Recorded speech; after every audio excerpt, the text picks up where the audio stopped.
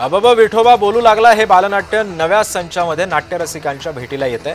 लक्ष्मीकांत बेर्डे, विजय केंकरे, विनोद हडप यांचं गाजलेलं नाटक पुन्हा रंगभूमीवर येणार असून महाराष्ट्राची हास्यजत्रा फेम प्रभाकर मोरे हे धमाल पुजारी भूमिका साकारणार आहे।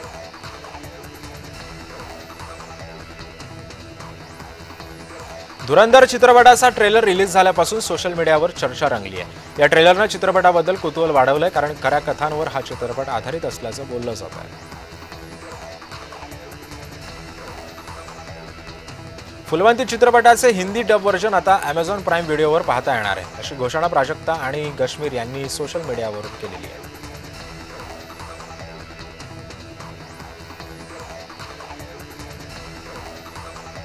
छप्पनवा इंटरनॅशनल फिल्म फेस्टिवल ऑफ इंडियाला गोव्यामधून सुरुवात झाली आहे। बॉलिवूड अभिनेते अनुपम खेर, दिग्दर्शक शेखर कपूर आणि तेलुगू अभिनेता नंदामुरी बालकृष्णन यांनी वेव्स फिल्म बाजारचे उद्घाटन केले आहे।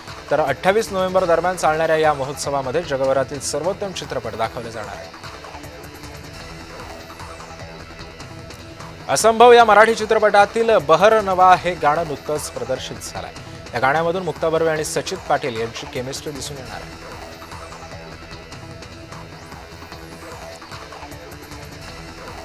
अभिनेता सैफ अली खाननं नुकतीच मुंबईमध्ये प्रॉपर्टी खरेदी केली आहे। नवीन प्रॉपर्टी ही मुंबईतील अंधेरीमध्ये विकून घेतलेली आहे। कोट्यवधींमध्ये व्यवहार झाला असल्याची सुद्धा माहिती मिळते।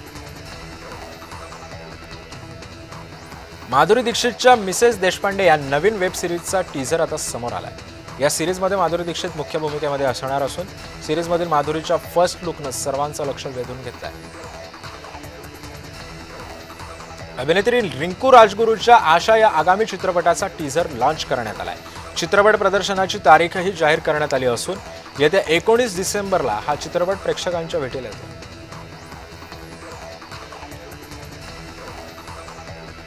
शिवानी रांगोळे आणि क्षितिश दाते या नव्या वेब सिरीज मधून आता प्रेक्षकांच्या भेटीला येत आहेत। बेदुणे 3 असं या वेब सिरीजचं नाव आहे। तर झी5 OTT प्लॅटफॉर्मवर ही वेब सिरीज 5 डिसेंबरला प्रदर्शित होणार आहे।